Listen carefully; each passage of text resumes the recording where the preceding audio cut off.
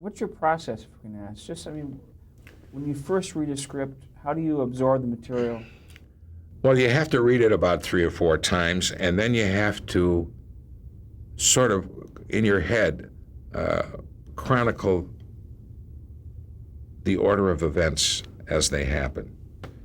And I try, unless it's absolutely necessary, not to pay any attention to the part of the show that I'm not involved in.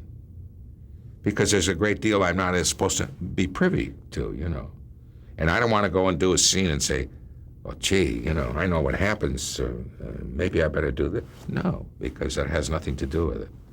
And they just have there have been pressure times.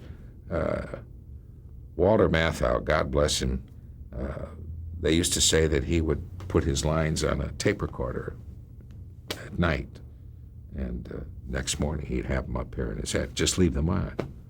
Everybody does it differently. Carl Malden was a very dear friend of mine.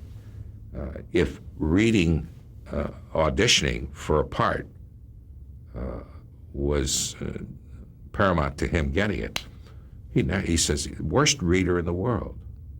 And some people, But we all do it differently. Nobody does it the same way. So you learn your part forwards and backwards with the idea of when you're shooting it, your reactions are in the moment and hopefully. Well, you don't want to learn it absolutely cold, because then you get a preconceived idea of how you want to say it. And when you have that preconceived idea of how you want to say it, that really doesn't include the other actor you're working with. So you got to allow yourself kind of freedom to work back and forth. Rehearsal, you enjoy rehearsal generally?